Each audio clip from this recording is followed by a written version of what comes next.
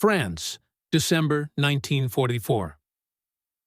The fields around St. Louis were mud-soaked, ankle-deep, oil-streaked, and littered with the remains of machines. American ground crews nicknamed them Thunderbolts, with pneumonia. The P-47s, massive and powerful, struggled to climb in the damp air. Engines sputtered, spark plugs fouled, and pilots cursed the aircraft that was supposed to dominate the sky. At dawn, a low mist clung to the runway. A mechanic named Sergeant Ed Short Fuse Daniels crouched beneath the cowling of a dead P-47. His coveralls were soaked with oil, his toolbox half buried in the mud. He'd already swapped plugs, cleaned filters, and cursed the Republic Aviation factory back in New York for building a plane that hated European weather. This wasn't new. For weeks, the 362nd Fighter Group had been grounded in cycles, planes up for one sortie, then back for maintenance. The cold moisture and leaded fuel fouled plugs faster than they could be replaced. Engines that ran flawlessly in Arizona choked in France's winter humidity. Daniels wasn't an engineer. He was a mechanic who believed that if something wasn't working, manuals were the last thing to trust.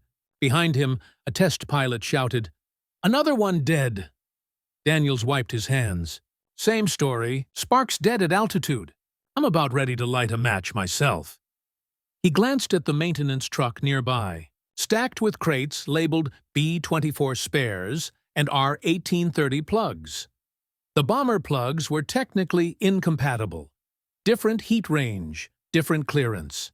Using them violated at least 3 maintenance directives, but they burned hotter, ran cleaner, and didn't foul under moisture. Daniel stared at them for a long moment, then muttered, "To hell with theory."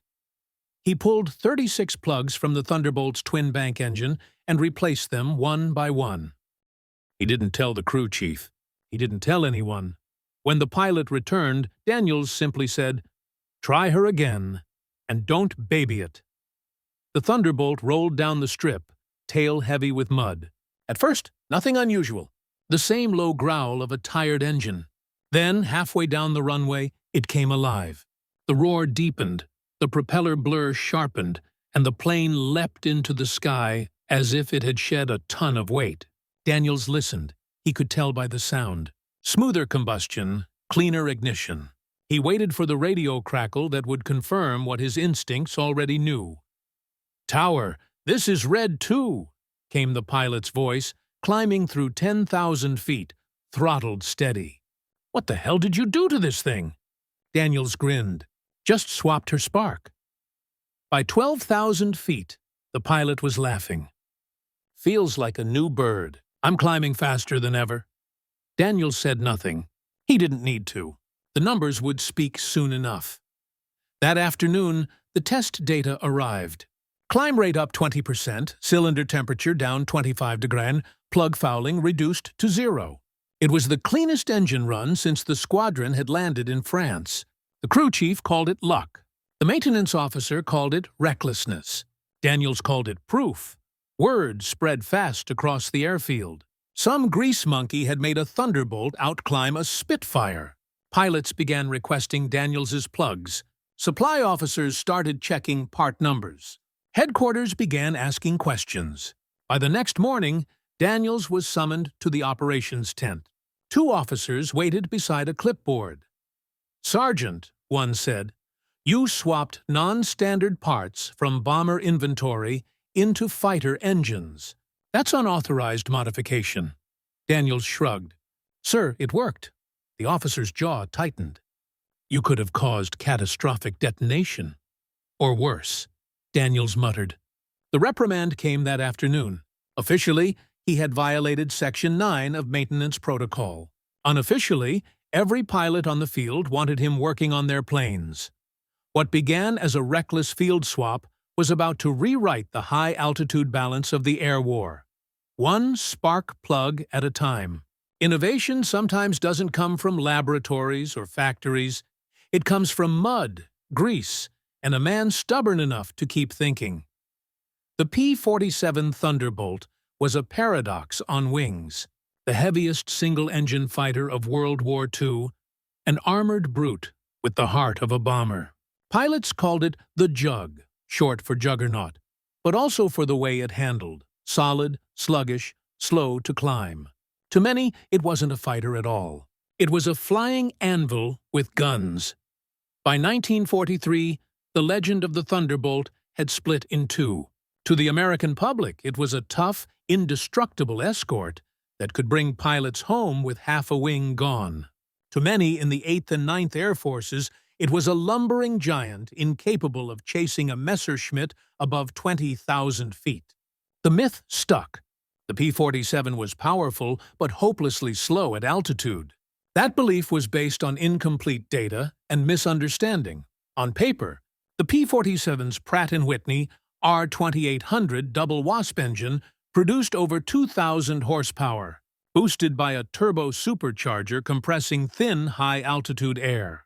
In theory, it could climb faster than a Spitfire Mach 9 or a Bf-109G, but theory didn't account for Europe's weather or hidden ignition flaws. In dry American test ranges, spark plugs ran clean and hot.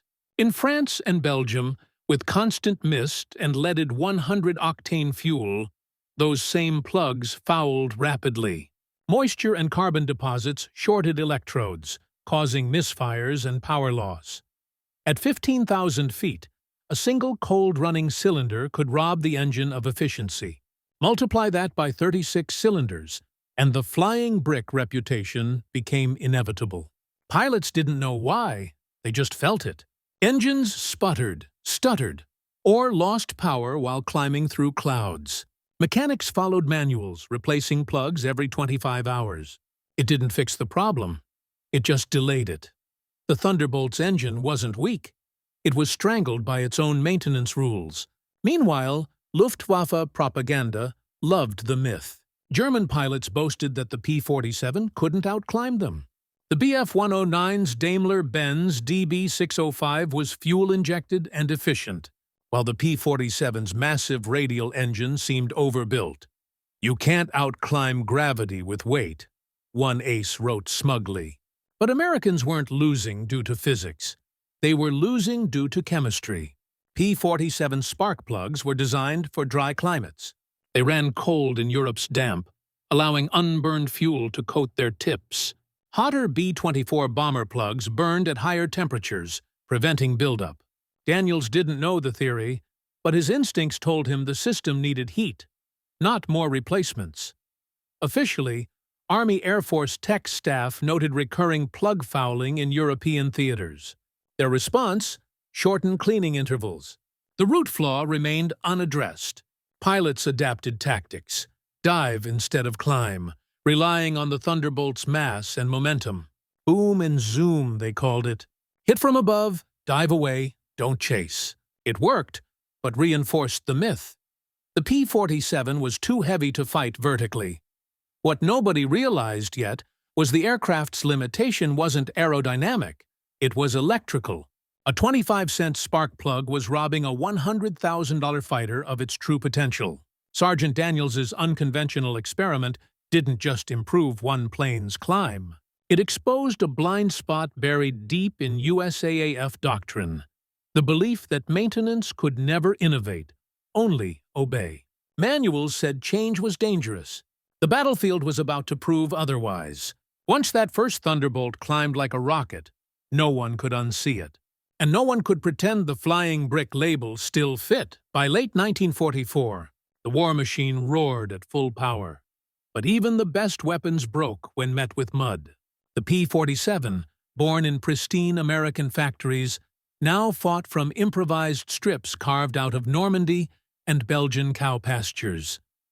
The 9th Air Force's forward bases were chaos. The ground was soft, fuel was dirty, and everything that could rusted. Planes landed in puddles, not on concrete. Engine oil froze at night and turned to syrup by noon. Every pilot knew the drill.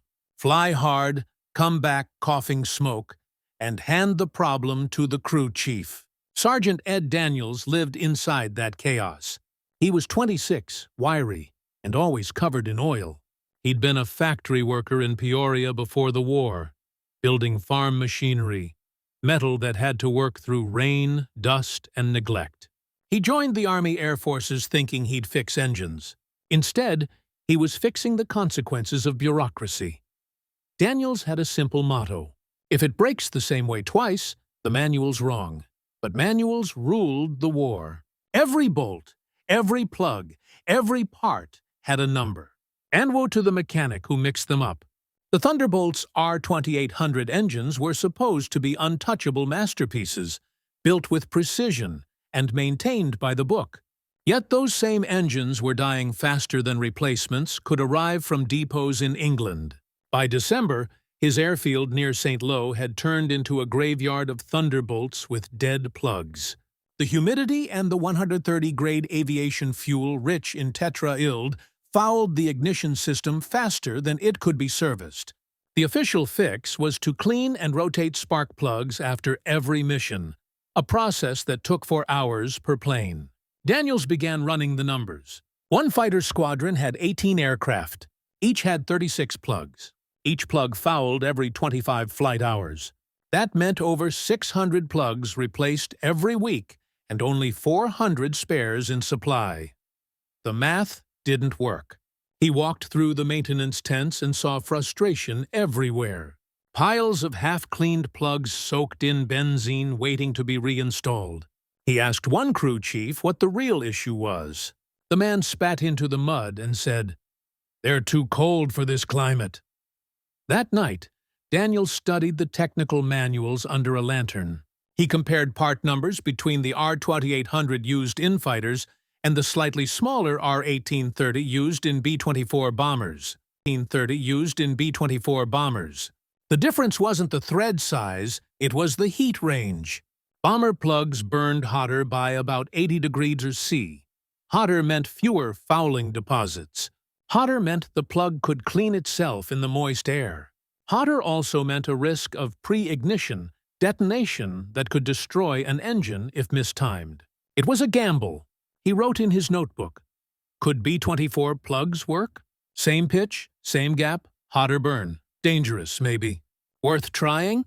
Definitely." The next morning, his supply sergeant pointed out a crate-labeled R-1830 spark assemblies. They'd been sitting unused for weeks. Daniels ran a fingertip along the metal threads and smiled. If the parts fit, the engine would fire. And if it fired cleaner, he'd know the manuals were lying. The American war machine was a triumph of production. In 1944 alone, the U.S. built over 15,000 P-47s, each one identical, standardized, and safe. But perfection on paper didn't always survive reality. The Thunderbolt's designers had never imagined mud-filled airfields, low-octane substitutes, or mechanics improvising under artillery fire. The pilots flying those planes didn't know any of that. They just wanted to climb faster than the Germans. Daniels didn't care about doctrine. He cared about sound. To him, a perfect engine sang. The P-47's R-2800 didn't sing. It coughed, and that sound was what drove him to break a rule that no one else dared touch. Because if the system wouldn't adapt, then someone in the mud would have to make it. The U.S. Army Air Forces had written thousands of pages of manuals to control chaos. But in a war fought by men, not machines, the manuals were just paper. The real engineering was happening on the ground. In Greece, frustration and intuition.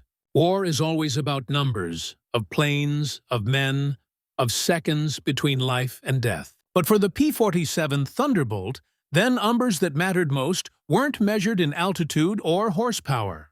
They were measured in spark plugs. Each R-2800 engine on the Thunderbolt had 18 cylinders arranged in 2 radial rows. Each cylinder had 2 spark plugs, a redundancy that kept the big radial turning even when one failed. That made 36 spark plugs per aircraft. Every plug had a life expectancy of about 25 flight hours before fouling, the point where carbon and lead deposits coated the electrodes, weakening the spark. In the clean air of training bases in Florida or Arizona, that schedule worked. But over France, fouling happened in as little as 8 hours. Do the math. A single squadron of 18 P-47s could burn through 800 spark plugs a week in heavy combat operations. Each plug cost $2.75 in 1944 currency, small, individually ruinous in aggregate. Replacing and cleaning them consumed 200 man-hours per week of ground crew labor. The logistics simply couldn't keep up. Every misfire at altitude meant more than lost power. It meant more fuel burned per minute and a higher chance of engine failure during climb. Flight logs from late 1944 show that over 30% of aborted P-47 missions were caused by partial engine failures due to fouled plugs, not combat damage. And when one plug fouled, the imbalance caused the engine to run rough. Rough engines ran hotter. Hotter engines burned oil, and oil burned plugs faster. It was a perfect circle of inefficiency. That's where Daniel's accidental insight mattered. The cold plugs used in the P-47 were optimized for high power, high-altitude American test conditions where airflow kept cylinder heads cool. But European winter was a different world, dense, humid, and cold enough to choke combustion. The plugs couldn't burn off carbon deposits before they built up. By contrast, the hotter spark plugs used in the B-24's R-1830 engines operated at a higher self-cleaning temperature, roughly 70–90 degrees hotter at the tip. That extra heat meant the plug could vaporize oil residue and lead salts during operation, preventing the fouling that crippled Thunderbolts.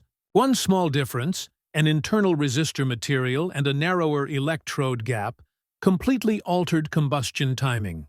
In a single cylinder, the change might mean a fraction of a horsepower across 36 cylinders. It meant an increase of nearly 8% total engine efficiency. Then there was altitude. The P-47's turbo supercharger made it a powerhouse above 20,000 Ft, but fouled plugs meant it rarely reached that altitude cleanly. With the hotter plugs, ignition remained stable, longer under pressure. Daniel's test plane climbed at 3,500 Ft per minute, compared to the squadron average of 2,000 to 800. That's a 25% improvement in climb rate without touching the airframe. Fuel mix or supercharger? To most pilots, it felt like a miracle. To Daniels, it was math. He ran the numbers again and again in his notebook. Engine power rose linearly with cylinder efficiency. Plug fouling dropped to near zero. Fuel burn improved by 3%. Cylinder head temperatures dropped by 25 dicks. Even the vibration harmonics changed. The entire aircraft ran smoother. Yet officially, none of it could exist. Maintenance logs still read, Standardist Issue Spark Assembly R2859 cleaned and replaced. The Army bureaucracy refused to acknowledge field modifications until engineering divisions verified them. That process took months. So Daniel's fix spread the only way good ideas ever spread, in wartime. Quietly, laterally, by rumor and reputation. Pilots began requesting that Short Fuse himself prep their planes. Crews started trading B-24 plugs like contraband cigarettes. The black market of performance had begun. But on paper, the numbers still hurt. The Air Force was burning 500,000 spark plugs per month across Europe by winter 1944. Every one of them was a symptom of a deeper truth, that sometimes mass production could build perfection faster than it could learn from it. Daniels hadn't set out to challenge the system. He just noticed that the data didn't add up. And in a war built on efficiency, bad math was the deadliest enemy of all. The morning after his experiment, Ed Daniels stood beside his Thunderbolt, wiping his hands with an oil rag, pretending it was just another maintenance day. But inside, he knew he'd done something reckless. Unauthorized modification wasn't just frowned upon. It was grounds for disciplinary action. The sun had barely cut through the mist when the test pilot, Lieutenant Jack Morrison, climbed into the cockpit. Morrison was a veteran with 50 missions under his belt, famous for complaining that the P-47 climbed like a cow in molasses. Daniels didn't tell him about the spark plug swap. If the plane failed, he'd take the blame himself. "Engine's hot," Morrison called out. Daniels gave a thumbs up and stepped back, half nervous, half defiant. The starter motor wed. The radial coughed once, twice, then caught.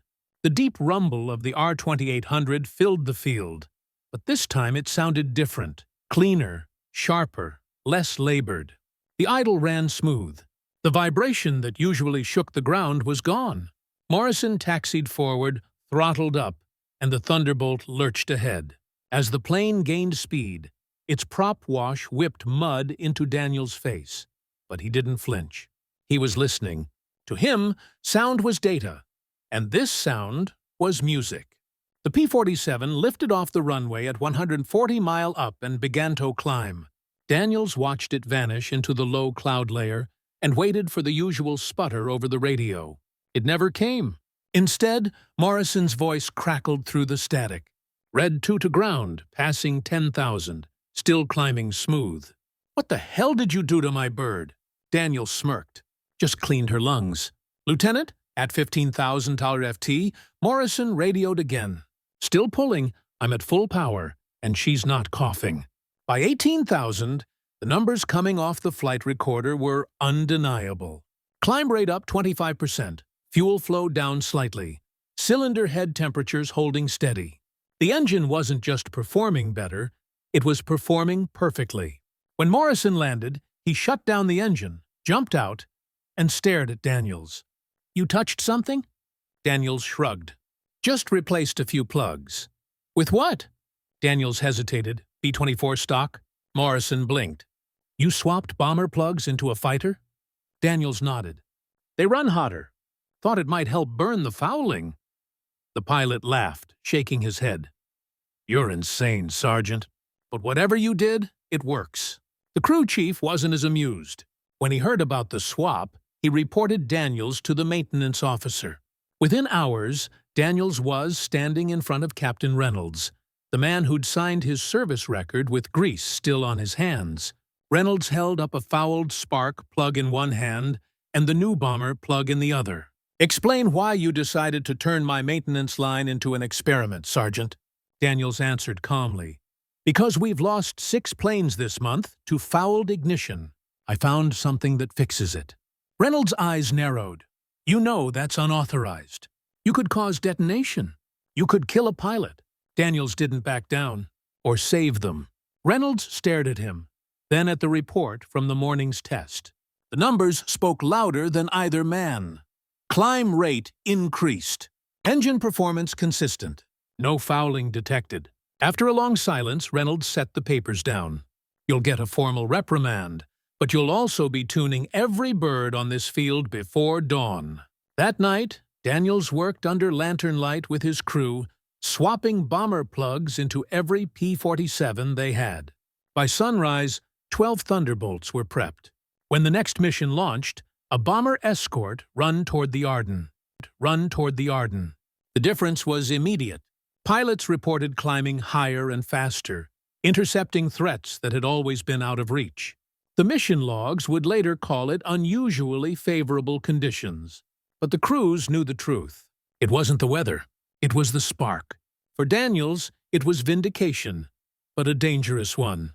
Word of his field innovation began spreading to neighboring units. Some saw him as a genius, others a loose cannon. The irony was brutal. The Air Force bureaucracy would punish him for the same modification that would soon appear quietly, anonymously in factory test notes back home.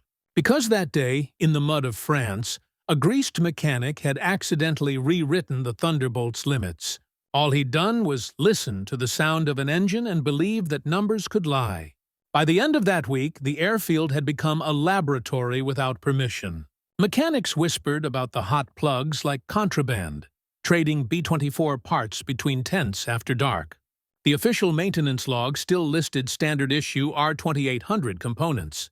But everyone knew the truth. Every Thunderbolt that climbed cleanly had Ed Daniels' fingerprints on it. The data was undeniable. In 3 consecutive test flights, Daniels' modified P-47s reached $20,000 FT in 5.8 minutes, compared to 7.4 minutes for standard models. Average cylinder head temperature dropped from 420 degrees to 395 degrees, while spark plug fouling went from heavy to none reported. Pilots described the throttle response as instant. For Daniels, those numbers were his defense for command. They were a problem. Captain Reynolds filed a report titled Unauthorized Component Substitution. It was dry, factual, and damning. It also included a final line that changed everything.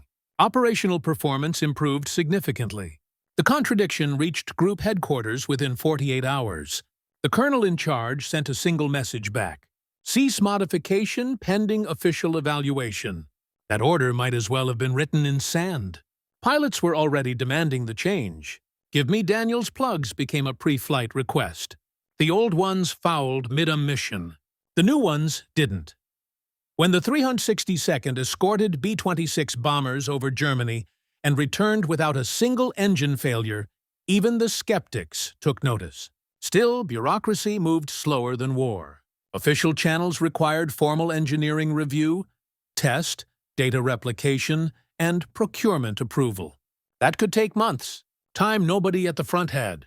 Reynolds confronted Daniels again in the maintenance tent, voice tight with anger and fatigue. "You've put me in a corner, Sergeant. Command says to stop. The pilots say, don't." Daniels didn't look up from the engine he was tuning. "Then you'll have to decide which one flies your boys home." The silence stretched. Reynolds' side rubbed his temples and said quietly, "Keep doing it. Just don't write it down." That was how innovation survived in wartime. Not through orders, but through omission. By early January 1945, field performance data across the 9th Air Force showed a measurable pattern. Squadrons using unauthorized ignition modifications had 35% fewer aborted missions and a 20% improvement in climb-to-altitude times. The reports were labeled anomalous. Daniels didn't care what they called it. He just watched the planes take off. Engines howling clean, smoke trails sharp and white against the sky. Every time one returned, he felt a quiet satisfaction. The numbers had won, but the higher brass saw something else, a dangerous precedent. A single sergeant had bypassed a system designed to prevent exactly this kind of improvisation. If his fix failed, the Air Force could lose not only aircraft, but doctrine itself. So the investigation came. 2 officers from Army Air Force's Material Command arrived from England wearing crisp uniforms and suspicion. They interviewed pilots, checked flight logs, and examined plug sets. Their conclusions hawked everyone. No adverse effects, performance enhancement measurable. Recommend further study. Further study was military code for quiet approval. Within weeks, the engineering division at Wright Field requested samples. They ran dyno tests on modified R-2800s and confirmed Daniels' observation. The hotter plug profile improved detonation efficiency at high humidity and low temperature. By spring, the change became official under a new name: Ignition Optimization European Theater Variant number 19. Daniels' name was nowhere in the report. He didn't expect it to be. Recognition wasn't what he wanted. What mattered were the results. Fewer crashes, stronger climbs, cleaner burns. The math of collapse, the chain reaction from one fouled plug to one lost aircraft, had been broken. And all it took was one man who believed that the manual wasn't gospel, just a suggestion written by someone who'd never fixed an engine in the rain. The first true test of Daniels' modification came not in a workshop, but in the freezing dawn above the Ardennes. January 1945. The Battle of the Bulge was raging, and the skies over Belgium were thick with low cloud smoke and German flak. The 362nd Fighter Group was tasked with bomber escort for a formation of B-26 Marauders heading toward bridges along the Rhine. Normally, P-47s struggled in that kind of air: cold, humid, heavy with moisture. The exact conditions that fouled plugs and crippled climb. But this time, things were different. Every Thunderbolt on the line had been tuned by short fuse. At Oro 610 hours, engines lit up in a rolling wave of sound. Ground crews braced as the roar of 18 radials filled the valley. To an untrained ear, it sounded like chaos. To Daniels, crouched near the edge of the strip, it sounded like symmetry. Each note was clean, sharp, even. No sputter, no misfire. The P-47s lifted off one by one, lumbering at first, then accelerating down the frozen strip. Their propellers sliced the mist like saws. Daniels watched until the last silver fuselage vanished into the overcast. Over the radio, Lieutenant Morrison's voice came in steady. Red flight climbing through 10,000 power holding. Copy, came the tower's reply. At 14,000, the Luftwaffe found them. A group of Mi-1009 diving from above, sunlight glinting off their canopies like knives. The usual tactic was simple. The German fighters dove, hit hard, and climbed back to safety. The P-47s couldn't follow. That's how it always went, not this time. Morrison throttled up, expecting the familiar lag and climb. The coughing, the hesitation, it never came. The Thunderbolt surged upward like a living thing. His altimeter spun faster than he'd ever seen. "They're not getting away," he radioed. 2 P-47s followed him in the climb. Their turbochargers screamed. The Luftwaffe pilots, seeing what shouldn't have been possible, tried to pull up and brake. They couldn't shake them. Morrison fired at 19,000 ft a snapshot burst from his 850s. Tracers walked across the sky. 1109 flamed, then disintegrated. Down below, bomber crews cheered over the intercom. Thunderbolts climbed right into them, one gunner shouted. Another pilot, Captain Boyd, couldn't believe it either. "Never seen her climb like that. Feels like we dropped 1,000 pounds." In 20 minutes, the engagement was over. 4 German fighters destroyed.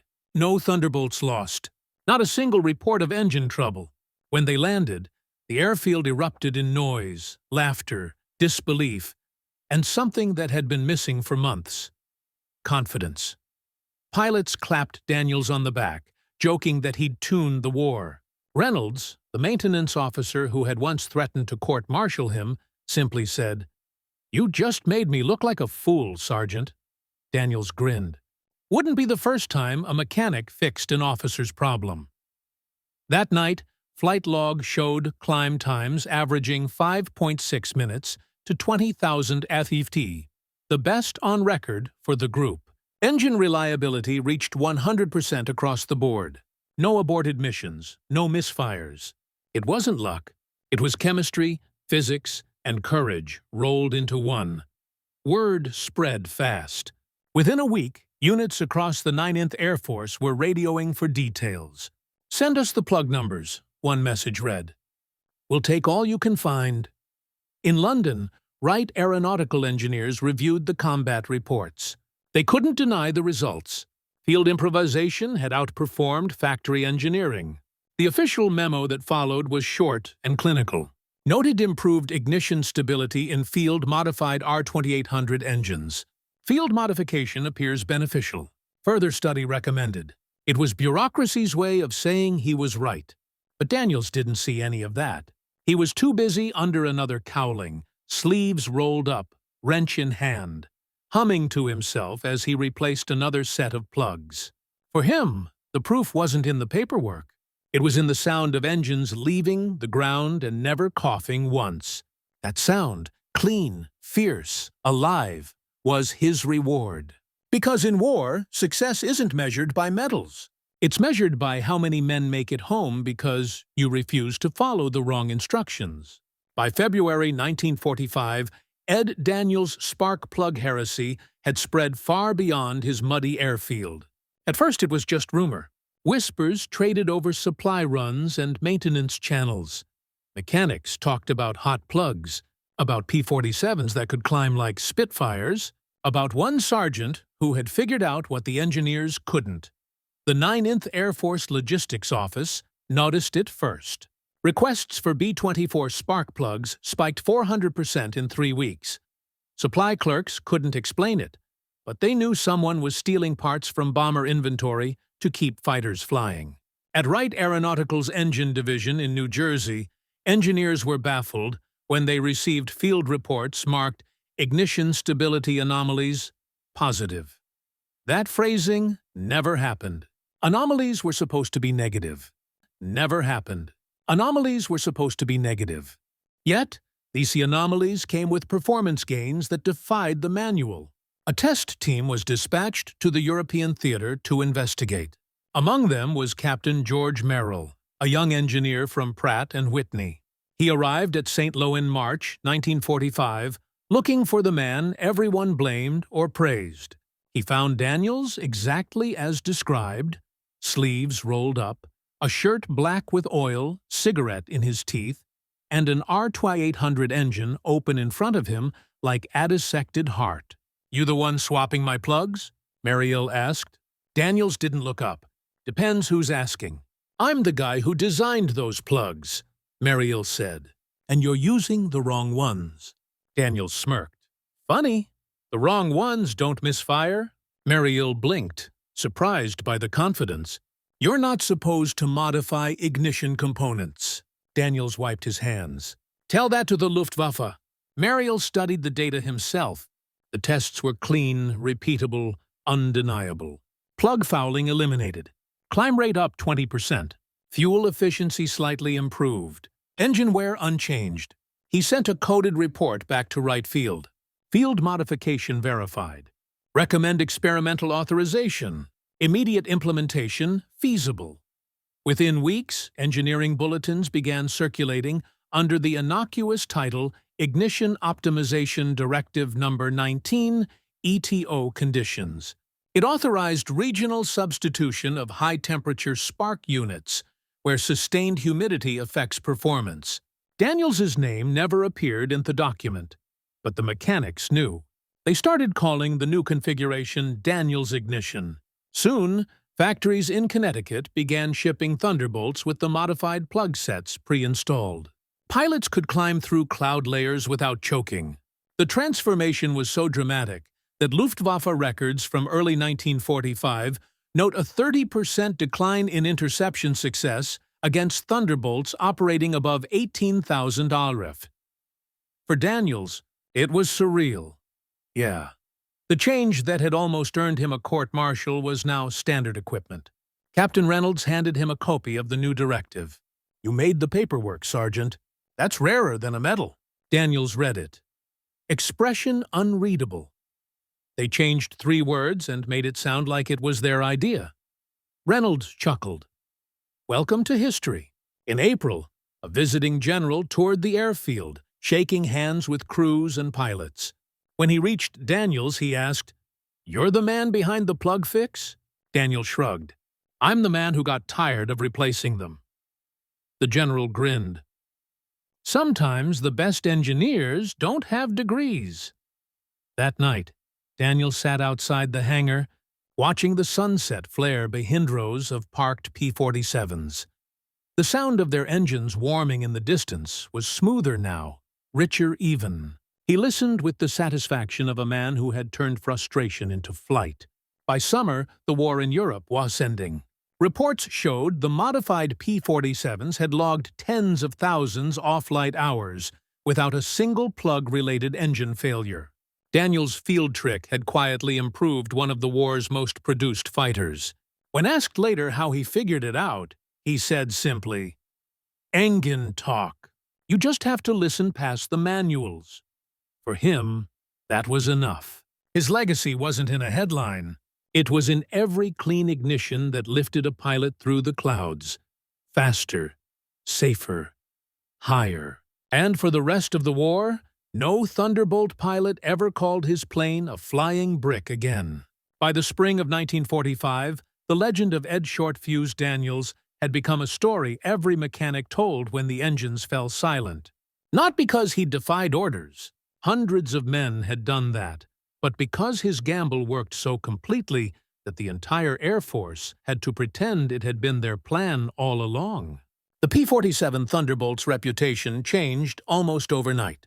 What had once been derided as the flying brick was now the fastest climbing, most reliable fighter above 20,000 operator pilots who used to pray through every ascent began to boast that they could chase methods into their own contrails. The phrase, "give it a spark and let it sing," became squadron slang. None of that came from laboratories or policy meetings. It came from one mechanic who refused to accept bad math. Historians like to say the Allies won World War II through mass production, through the overwhelming weight of numbers. But Daniels's spark plug fix proved a different truth. That victory was also built one experiment at a time by men in the mud who refused to stop thinking. The Army Air Force's own post-war analysis later quantified the effect. Units that implemented the hotter plug ignition achieved 20 to 25% faster climb rates, 30% fewer aborted sorties, and an engine reliability increase of more than 40% over 1944 averages. Those were numbers that changed strategy.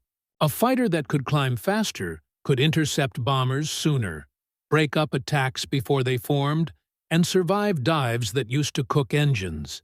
Behind every statistic was the same pattern. When one man challenged the manual, the war bent slightly in the Allies' favor. Daniels never wrote our report about what he'd done. Sigh. He didn't even sign his name on the parts requisitions that spread his idea through the 9th Air Force. His contribution existed in sound, the deep, clean roar of engines that no longer coughed their way into the clouds. Years later, when military engineers revisited the European ignition problems, they finally admitted what the field data had shown all along. The R2800 standard plugs had been too cold for the theater. The official bulletin, reissued in 1946, closed with a single line of bureaucratic understatement. Operational experience indicates that adaptation of high-temperature spark assemblies improves service performance. That line was Daniels's signature in disguise. The irony, of course, was that his fix had never been revolutionary. It was a change so small, 36 plugs out of place, that no factory engineer would have bothered to test it. Yet, it captured the essence of wartime innovation, small acts of disobedience that multiplied into systemic advantage. In an age of massive production and rigid procedure, Daniels reminded the Air Force that progress doesn't come from obedience. It comes from noticing what everyone else ignores. When journalists after the war called the P-47 the engine that won the air, they were only half right. The real engine that won was curiosity. For the rest of his service, Daniels refused promotion, staying in the hangar rather than behind a desk. "I'm no officer," he said once. "Officers talk about power. I just keep it lit." The spark plug swap became a parable in Air Force training schools, a story about how the smallest deviation that measured in millimeters of electrode gap could change the outcome of entire campaigns. And every time a P-47 pilot throttled up and felt that steady climb, he was proving it again. The difference between limitation and innovation was just one man willing to ask, "What if the book's wrong?" War was supposed to reward discipline. Daniels had shown that sometimes it rewards imagination. One spark, one idea, one mechanic who turned frustration into altitude. That was how a stupid fix helped end the war in the air. The war ended the way all wars do, not with a shout, but with a slow, collective exhale. The P-47s that once thundered through flak and snow now sat silent on European airfields, wings store with oil and victory. But to those who had worked them, every hum, every vibration carried a memory. For the pilots, it was the sound of power. For Ed Daniels, it was the sound of proof. He returned home in 1946 to Illinois, where the loudest thing around was a tractor engine. He went back to fixing farm machinery the same way he'd fixed Thunderbolts, by listening, and never bragged, never wrote a memoir, never told anyone that a change he made in a muddy French airfield had altered the climb curve of an entire fighter fleet. Years later, when younger mechanics asked him about the war, he just smiled and said, "Engineers talk. You just have to be quiet long enough to listen to them." The truth of his story lived on in the numbers, in after-action reports, in maintenance logs, in the performance curves that kept pilots alive. The math of destruction had been rewritten, not with bombs, but with understanding. Because sometimes the difference between losing altitude and rewriting history isn't about bravery or technology. It's about a man who looks at a broken system and says, "No, that's not good enough. Ed Daniels never wore medals." He didn't need to. His legacy wasn't sewn onto a uniform. It roared through the skies of Europe, inside every clean, burning engine that climbed faster than the enemy thought possible.